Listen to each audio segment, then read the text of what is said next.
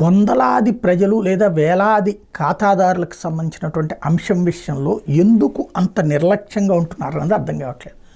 ఇప్పుడు మొన్న Vijayawada Durga cooperative bank మూసిపడేశారు. దాని ఇన్సూరెన్స్ కిందన 25 లక్షలు ఉన్నా సరే 5 లక్షలు హైయెస్ట్ వస్తుంది.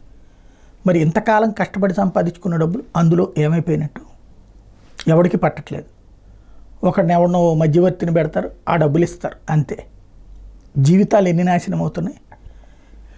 అధిక వడ్డీలకి అప్పులు ఇచ్చే ఒకైతే అధిక వడ్డీ వస్తుందన్న ఆశ మామూలు బ్యాంకులతో పోల్చుకుంటే సహకార బ్యాంకుల్లో ఎక్కువ డబ్బులు వస్తాయన్న ఆశతో పెడతారు. అక్కడ ఈ సంక్షోభం తలెత్తింది.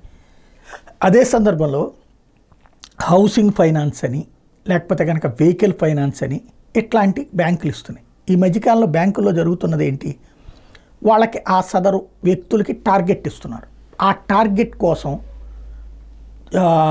ఇప్పుడు 25 లక్షలే విలువ చేసే ఇల్లు అని తెలుసు, కానీ 40 లక్షలు 50 లక్షలు ఇస్తారు.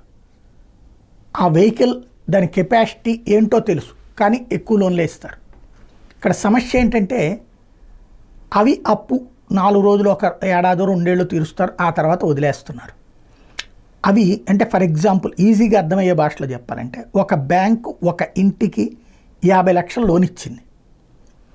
దాన్ని వాళ్ళు 1 ఏడాది కట్టేశారు, 2 ఏళ్ళు కట్టేశారు, వదిలేశారు. ఇప్పుడు బ్యాంక్కి 45 లక్షల రూపాయలు రావాలి. ఆ బ్యాంక్ వేలం వేస్తుంది. దాన్ని వేలం వేస్తే వాళ్ళు 45 లక్షల కోసమని వేలం వేస్తారు, కానీ ఎవ్వడు కొంటల. తర్వాత 35, తర్వాత 25, ఇట్లాగా. దీంట్లో సమస్య ఏమవుతున్నది అంటే బ్యాంక్ ఇచ్చింది 50 లక్షలు అనుకుంటే చివరికి వాళ్ళకి దక్కేది ఒక 20 లక్షలు 25 లక్షలు. కొనడానికి ముందుకు రావట్లే. బ్యాంక్ ఆక్షన్లో ఉన్నటువంటి వాటిని కొనడానికి తక్కువ ప్రయారిటీ ఇస్తున్నారు పబ్లిక్. వీళ్ళేమో ల్యాండ్కి ఇస్తున్నారు, పొలాలకు ఇస్తున్నారు, అంటే మామూలు స్థలానికి ఇస్తున్నారు, పొలానికి ఇస్తున్నారు, ఇంటికి ఇస్తున్నారు, అన్నీ ఇస్తున్నారు.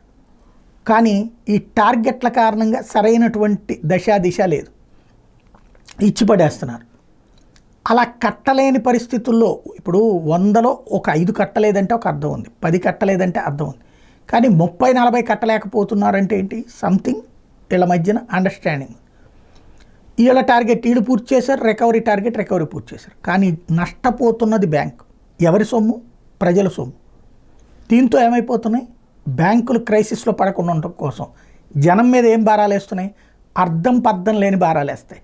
ట్రాన్సాక్షన్కి ఎంత, మనం తూ అంటే ఎంత, చీ అంటే ఎంత, ఊ అంటే ఎంత, ఊహు అంటే ఎంత అని చెప్పేసేసి ఏదో ఒకటి వేసేసి అదనంగా బాతున్నాయి. అంటే ఆ బ్యాంకు వాళ్ళు చేసిన తప్పుని కవర్ చేయడానికి మనందరిని ఎత్తిన భారాలు మోపుతున్నారు. బ్యాంకింగ్ సెక్టార్లో తలెత్తుతున్నటువంటి అతిపెద్ద సమస్య ఇది. దీనికి పరిష్కారం ఏంటో ఆలోచించాల్సి ఉంది.